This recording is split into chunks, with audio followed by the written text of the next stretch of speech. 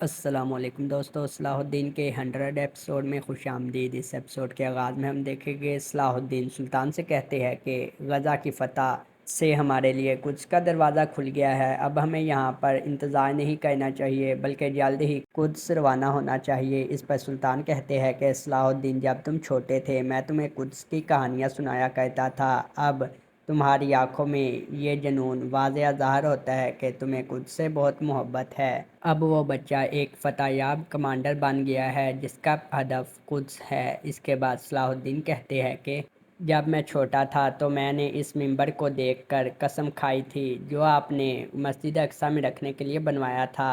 میں نے قسم کھائی تھی کہ ایک دن میں اپنے بابا کا خواب پورا کروں گا اور قدس میں فتح کا جھنڈا گاڑوں گا، اور اب آپ نے میرے لیے قدس کا دروازہ کھولا ہے۔ اس کے بعد عماد آتا ہے اور سلطان کو کہتا ہے کہ سلطان محترم ملکہ وکٹوریہ آئی ہے۔ سلطان کہتے ہیں کہ اسے یہاں بلا لو۔ اس کے بعد ہم قدس کا سین دیکھیں گے جہاں پر بینارت کو پکڑا ہوتا ہے، بینارت کی رسی کھول دیتے ہیں۔ ایک شخص کہتا ہے کہ غزہ میں تمہاری ناکامی کی وجہ سے تمہیں ہی ہم تلاش کر رہے تھے، اب تم سے حساب لے گے۔ بینارت کہتا ہے کہ میں معافی چاہتا ہوں، میں کسی کو حساب نہیں دوں گا اور نہ ہی میں کسی کو جانتا ہوں، اس لیے میں حساب نہیں دوں گا۔ وہ شخص کہتا ہے کہ کیا تم پادری کو بھی نہیں جانتے؟ بینارت کہتا ہے نہیں، میں کسی کو نہیں جانتا۔ وہ شخص بینارت کو ایک تھپڑ مارتا ہے اور کہتا ہے کہ اپنی حد میں رہو۔ پاس کھڑا دوسرا شخص کہتا ہے کہ کیا تم پاپا اعظم کو نہیں جانتے؟ پاپا اعظم چاہتے ہیں کہ جس نے غزہ کو مسلمانوں کے حوالے کیا اور قدس کے لیے خطرہ کھڑا کیا اس کو سزا دینی چاہیے۔ اس پر بینارت کہتا ہے کہ میں نے غزہ مسلمانوں کے حوالے نہیں کیا، میں ان کے بچھائے ہوئے جال میں پھنس گیا، بہت جلد میں یہ شہر واپس لے لوں گا۔ اس پر وہ شخص کہتا ہے کہ کیسے؟ تم یہ کیسے کرو گے؟ بینارت کہتا ہے کہ طرابلس سے میری فوج آئے گی جس میں صلیبی نائٹس بھی ہے اور میرے کچھ دوست ہیں جو قابل بھروسہ ہے، ان کے ساتھ مل کر میں غزہ کو واپس حاصل کر لوں گا۔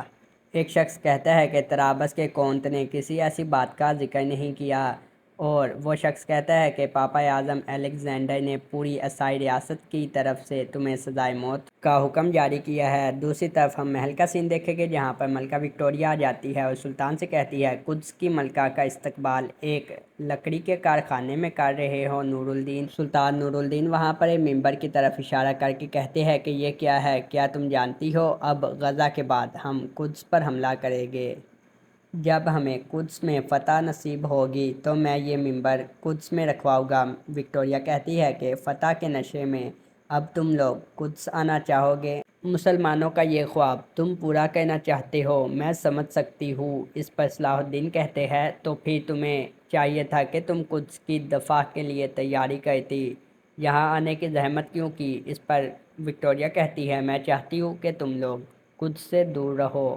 سلطان کہتے ہیں کہ ہم نے اپنی زندگی قدس کے لیے وقف کر دی، جب تک تم لوگ قدس میں ہو ہم اپنے مقصد سے پیچھے نہیں ہٹیں گے۔ وکٹوریہ کہتی ہے کہ قدس نہ تو اسکلان کی طرح ہے اور نہ ہی غزہ کی طرح، تم لوگ اس حال میں کبھی بھی قدس کو فتح نہیں کر سکتے، ویسے بھی پاپا اعظم قدس کے لیے دفاعی دستے بھیج رہے ہیں۔ سلطان کہتے ہیں کہ تم نہیں جانتی، ہم نے بھی مسلمان قبائل کے ساتھ اتحاد کر لیا ہے۔ وکٹوریہ کہتی ہے کہ مبارک ہو، لیکن یہ جنگ ایسی ہوگی کہ معاملات ہاتھ سے نکل جائیں گے۔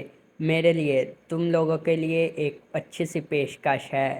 صلاح الدین کہتے ہیں تمہارے پاس بس ایک ہی راستہ ہے، قدس کو بغیر جنگ کے ہمارے حوالے کر دو۔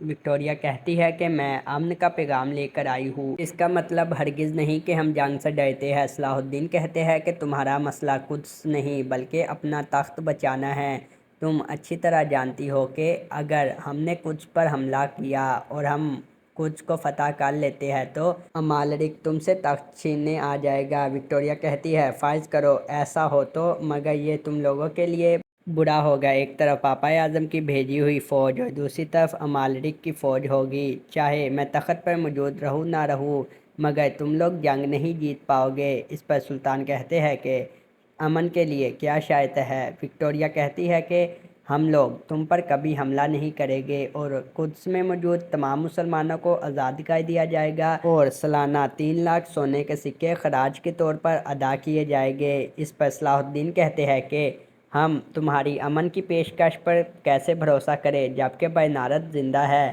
جب تک وہ زندہ ہے، تمہارے کیے ہوئے معاہدے کی کوئی حیثیت نہیں۔ اس پر وکٹوریہ کہتی ہے کہ میں ملکہ ہوں، یہ بات مت بھولو، برنارڈ کی زندگی کا فیصلہ میرے ہاتھ میں ہے۔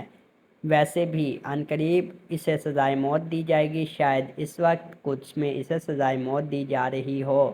سلطان کہتے ہیں کہ کیا معلوم، شاید تم جھوٹ بول رہی ہو۔ وکٹوریہ کہتی ہے میں نے اسے گرفتار کیا اور اپنے ہاتھوں سے پادریوں کے حوالے کیا، وہاں سے وہ اتنی جلدی نہیں آزاد ہو سکتا۔ سلطان کہتے ہیں صلاح الدین بھی تمہارے ساتھ جائے گا، ہم اپنی آنکھوں سے دیکھے بغیر یقین نہیں کر سکتے۔ جب برنارڈ کو سزائے موت ہو جائے گی اس کے بعد ہم معاہدہ کریں گے۔ وکٹوریہ کہتی ہے ٹھیک ہے۔ اس کے بعد ہم کچھ کا سین دیکھیں گے جہاں پر برنارڈ کو مارنے لگے ہوتے ہیں، تبھی برنارڈ کھڑا ہو جاتا ہے اور ان سپاہیوں پر حملہ کر دیتا ہے۔ الیسا اور اس کے باقی سپاہی بھی آ جاتے ہیں، وہاں پہ موجود تمام لوگوں کو مار دیتے ہیں۔ الیسا برنارڈ کو کہتی ہے ہم نے عیسائی حکومت کے تمام رہنماؤں کو مار دیا ہے، پاپا اعظم ہمیں معاف نہیں کریں گے۔ اس پر برنارڈ کہتا ہے مجھے پاپا اعظم اور کسی بھی پادری سے کوئی فرق نہیں پڑتا، اور کہتا ہے جب میں قدس کا بادشاہ بن جاؤں گا تو پھر سب سے حساب لوں گا، اور کہتا ہے الیسا جاؤ اور میری فوج لے کر آؤ، اب سب کو پتہ چلے کہ خونی برنارڈ کیا کر سکتا ہے، اصل جنگ تو اب شروع ہوگی۔ اس کے بعد ہم دیکھیں کہ کارتگین اپنے قبیلے میں لوگوں کو مال غنیمت تقسیم کر رہا ہوتا ہے۔ وہ کہتا ہے کہ جس کو جتنا چاہیے لے جاؤ۔ تبھی ایک بزرگ ایک ٹوکری اٹھا لیتا ہے جس میں بہت سا سامان ہوتا ہے، کارتگین پکڑ لیتا ہے اور کہتا ہے آپ کیا کر رہے ہیں، آپ کو جتنی ضرورت ہے آپ اتنا سامان لے، آپ کی تو ٹانگیں قبر میں ہیں، کیا پتہ کتنی زندگی ہے، اتنا زیادہ مال کا کیا کریں گے آپ نے تو ویسے بھی اگلے جہاں چلے جانا ہے۔ ایک لڑکا آتا ہے اور کہتا ہے مجھے دے دے آپ۔ کارتگین کہتا ہے تم جوان ہو، تمہاری شادی کی عمر ہے، یہ لو یہ سب تم لے لو۔ اس کے بعد ایک بچہ ایک برتن اٹھا کر لے کر جا رہا ہوتا ہے، کارتگین اس کو دیکھتا ہے، کہتا ہے دیکھو ذرا میری بات سنو چھوٹے کارتگین، کیا تم بڑے ہو کر مال غنیمت حاصل کرنے والا بنو گے؟ بچہ کہتا ہے ہاں، اور کارتگین کہتا ہے شاباش، یہ لے جاؤ سامان اور گھر جاؤ اور اپنی ماں کو کہو کہ تمہیں شہد دے، اور کہتا ہے کہ اس برتن میں کھانا کھاؤ اور طاقتور بن جاؤ، جاؤ۔ اس کے بعد وہاں پر ابوکے اور عصمت خاتون آ جاتی ہے۔ ابوکے کہتی ہے کہ ماشاءاللہ بھائی آپ نے غزہ کا سارا مال یہاں پر لے آئے ہے۔ عصمت خاتون کہتی ہے تم نے جنگ میں تلوار بازی کی، بہادری دکھائی، فتح یاب ہوئے، کیا یہ اچھا نہیں کہ تم غنیمت کے پیچھے بھاگنے کے بجائے ذرا اپنے قبیلے کا خیال رکھو؟ کارتگین کہتا ہے آپا خاتون مجھ سے اپنے قبیلے کا خیال نہیں رکھا جاتا، مجھے بس شکار، لڑائی جھگڑا، جنگ یہ سب پسند ہے، مجھ پر دباؤ مت ڈالے، میں بس ان کاموں میں ماہر ہوں۔ اس پر عصمت خاتون کہتی ہے جنگ ختم ہوگی، اب مجھے محل واپس جانا ہوگا۔ کارتگین کہتا ہے کیوں جانا ہے، سکون سے قبیلے میں رہے۔ عصمت خاتون کہتی ہے سلطان فتح یاب ہو کر لوٹے ہیں، ان کی زوجہ ہونے کی حیثیت سے مجھے جانا ہوگا۔ کارتگین کہتا ہے ٹھیک ہے۔ اس کے بعد ہم کچھ کا سین دیکھیں گے جہاں پر برنارڈ کا سپاہی برنارڈ کو بتاتا ہے کہ طرابلس سے آنے والی فوج قریب پہنچ چکی ہے۔ برنارڈ کہتا ہے کہ بہت خوب، الیسا ان کا استقبال کرے گی، اس کے بعد خونی برنارڈ کا کھیل شروع ہو جائے گا۔ اس کے بعد وہاں پر ایک سپاہی آتا ہے اور بتاتا ہے جناب ملکہ وکٹوریہ صلاح الدین کے ساتھ یہاں آئی ہے۔ برنارڈ کہتا ہے کہ میں یہاں دشمنوں کو ختم کرنا چاہتا ہوں، لیکن یہ بے ایمان وکٹوریہ دشمنوں سے معاہدہ کرتی پھر رہی ہے، لیکن میں معاہدہ شروع ہوتے ہی صلاح الدین کا کام تمام کر دوں گا، میں ان دونوں سے حساب لوں گا، اب ہمارے اور دشمنوں کے درمیان صرف خون کا معاہدہ ہوگا۔ اس کے بعد برنارڈ سپاہی کو لے کر وہاں سے چلا جاتا ہے۔ دوسری طرف ہم دیکھیں گے صلاح الدین اور وکٹوریہ قدس میں داخل ہو جاتے ہیں۔ وکٹوریہ کہتی ہے کہ اب آپ دیکھ لیں گے کہ برنارڈ یہاں پر نہیں ہے، پھر ہم امن کا معاہدہ کریں گے۔ صلاح الدین رک جاتا ہے اور اپنے سپاہیوں کو کہتا ہے کہ تم لوگ یہیں رکو۔ اس کے بعد ہم محل کا سین دیکھیں گے جہاں پر کوتلو خاتون سلطان کو جنگ کی فتح کی مبارک دیتی ہے اور کہتی ہے کہ کاش یہ فتح تمہارے بابا بھی دیکھ سکتے۔ سلطان کہتے ہیں انشاءاللہ بابا کی روح کو خوشی ہوگی اور یہ آنے والی فتح کی شروعات ہے۔ اس کے بعد ملکہ خاتون کہتی ہے آپ کو مبارک ہو میرے بھائی دولت کے قاتل برنارڈ کو، انشاءاللہ اس کے کیے کی سزا مل چکی ہوگی۔ سلطان کہتے ہیں کہ برنارڈ اپنی جان بچا کر بھاگ نکلا، ملکہ کہتی ہے کہ پھر میرے لیے اس دن فتح کا دن ہوگا جب بینارد قتل کیا جائے گا۔ سلطان کہتے ہیں کہ آپ فکر نہ کریں، جلد ہی بینارد کا پتہ صاف ہو جائے گا۔ صلاح الدین اسی کام کے لیے قدس گیا ہے۔ اس کے بعد صلاح الدین وکٹوریہ کے ساتھ قدس کی طرف بڑھ رہا ہوتا ہے کہ تبھی سامنے سے بینارد اپنے سپاہیوں کے ساتھ آ جاتا ہے۔ وکٹوریہ کہتی ہے بینارد، اس پر بینارد کہتا ہے کہ تم مجھے مردہ حالت میں دیکھنے کی توقع کر رہی تھی، اس لیے مجھے زندہ دیکھ کر تمہیں حیرت ہو رہی ہے۔ وکٹوریہ، میری موت کے بدلے ان لوگوں کے ساتھ معاہدہ کرنے والی تھی تم۔ وکٹوریہ کہتی ہے کہ تم سے میں نہیں بلکہ پادری حساب لینے والے تھے۔ اس پر بینارد کہتا ہے میں نے بھی ان سے حساب لے لیا۔ وکٹوریہ کہتی ہے کیا تم نے انہیں مار ڈالا؟ تمہیں اندازہ نہیں تم نے کتنی بڑی مصیبت کھڑی کر دی۔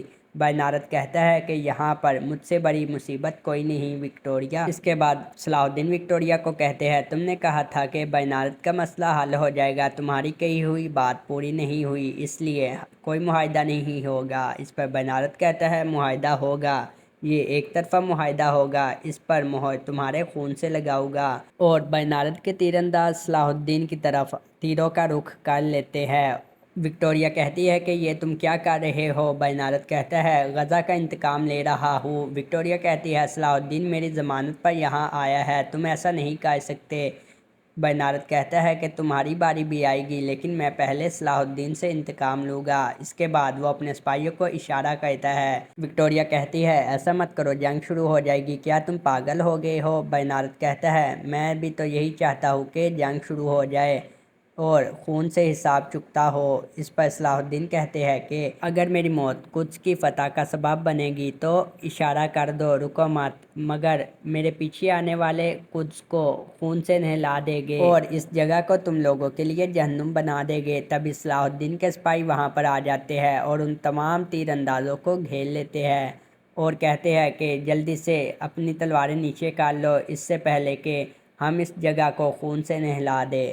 یہ سب دیکھ کر وکٹوریہ حیران رہ جاتی ہے۔ اس کے بعد صلاح الدین سوچتے ہیں جب وہ دروازے پر تھے، صلاح الدین نے اپنے سپاہیوں کو دروازے پر رکنے کا کہا تھا اور کہا تھا کہ یہاں پر اتنی خاموشی ہے، اگر بینارد مار چکا ہوتا تو اتنی خاموشی نہ ہوتی، اس لیے محتاط رہنا۔ اس کے بعد صلاح الدین بینارد کو کہتے ہیں تمہیں کیا لگا میں تمہارے جال میں پھنس جاؤں گا؟ بینارد کہتا ہے کہ چاہوں تو پورے قدس کو خون سے نہلا دوں، تم یہاں سے نہیں بچ سکتے صلاح الدین۔ صلاح الدین کہتے ہیں آخری جنگ قدس میں لکھی ہے، تو پھر جنگ شروع کرتے ہیں۔ صلاح الدین اپنی تلوار نکالنے لگے ہوتے ہیں، وکٹوریہ روک دیتی ہے اور کہتی ہے خون کا ایک قطرہ بھی یہاں پر نہیں بہے گا، میں جنگ نہیں چاہتی، اور کہتی ہے کہ صلاح الدین ہمیں معاہدہ کر لینا چاہیے، میں تمام مسلمانوں کو آزاد کر دوں گی اور 3 لاکھ سونے کے سکے ماہانہ ادا کروں گی۔ اس پر بینارد کہتا ہے 3 لاکھ سونے کے سکے؟ صلاح الدین کہتے ہیں کہ بینارد کو رستے سے ہٹانا شرط میں شامل تھا، اب تم شرط پوری نہیں کرو گی، اس لیے ہمارا معاہدہ نہیں ہوگا۔ بینارد کہتا ہے یہ تو اچھی بات ہے کہ معاہدہ نہیں ہوگا، اس کا مطلب اب جنگ ہوگی۔ وکٹوریہ کہتی ہے کہ میں کوئی جنگ نہیں چاہتی اور صلاح الدین سے کہتی ہے کہ تم صرف ایک بینارد کے لیے اس معاہدے کے خلاف مت جاؤ، تم معاہدہ کر لو۔ صلاح الدین کہتے ہیں بینارد جب تک زندہ ہے یہ ہم پر حملہ کرے گا، کوئی معاہدہ نہیں ہوگا۔ اس پر بینارد کہتا ہے انہیں قدس سے دور رکھنے کے لیے معاہدے کی ضرورت نہیں بلکہ ہماری تلوار ہی کافی ہے۔ صلاح الدین کہتے ہیں تو پھر اپنی تلواروں کو تیز کر لو کیونکہ جلد ہی تم قدس پر ہماری فتح کی تلواریں چمکتی دیکھو گے۔ اس کے بعد ہم دیکھیں گے ارسلان شاہ اپنے سپاہیوں کے ساتھ زنگی سرحد میں داخل ہو جاتا ہے۔ زنگی سپاہی اس کو روک لیتے ہیں اور کہتے ہیں تم کون ہو؟ وہ کہتا ہے کہ میں ارسلان شاہ ہوں، تم غافل مجھے نہیں جانتے؟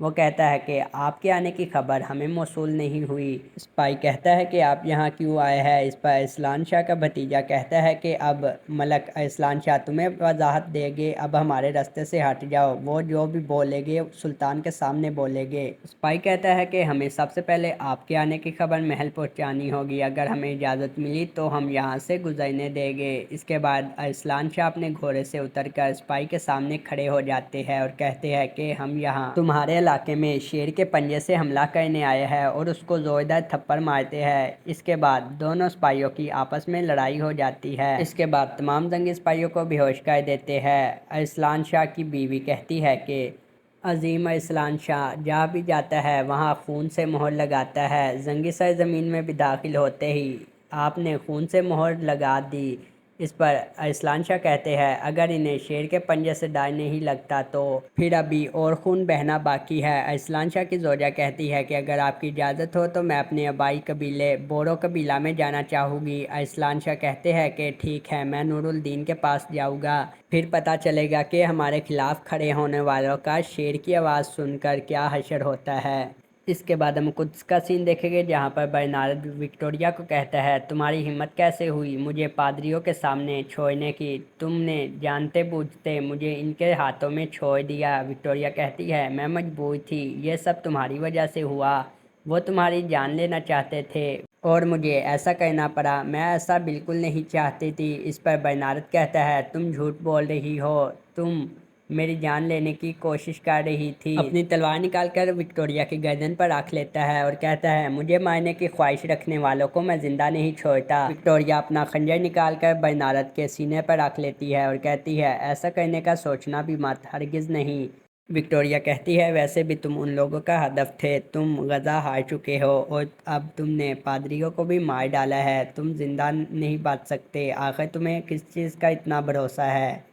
बर्नार्ड कहता है कि जो कुछ मैंने आज तक किया मुझे उस चीज़ का भरोसा है, मैं कभी नहीं हारा, मैं अपना इंतकाम लूँगा। विक्टोरिया कहती है किस चीज़ से, किस मदद से, अपनी हथधर्मी से। इस पर बर्नार्ड कहता है अपनी फ़ौज से, तराबलस से मेरी फ़ौज आ रही है, मेरी वो फ़ौज कुद्स की हिफाजत करने और गजा को बचाने के लिए काफ़ी है। और विक्टोरिया की गर्दन से चाकू हटा देता है और कहता है मैं तुम्हें नहीं मारूंगा, आखिरकार तुम मेरी बीवी हो, अभी तो ये ख़त्म नहीं हुआ, ये सिर्फ शुरुआत है। इसके बाद बर्नार्ड वहाँ से चला जाता है। इसके बाद हम देखेंगे सलाहुद्दीन अपने सिपाहियों के साथ महल की तरफ वापस जा रहा होता है, तभी सरहदी सिपाही आते हैं और बताते हैं कि सरहदी गाजियों की तरफ से खबर आई है कि तराबलस की तरफ से एक फौज का दस्ता रवाना हुआ है। इस पर सलाहुद्दीन पूछते हैं उनकी मंजिल क्या है, वो बताता है कि कुद्स। सलाहुद्दीन का सिपाही कहता है कि बर्नार्ड ने कुद्स में हमारे सामने जो जंग का जिक्र किया था वो यही जंग थी, फौज से कुद्स को ताकत मिलेगी, इन लोगों के होते हुए हम कुद्स पर हमला नहीं कर सकते, ये बहुत खतरनाक होगा।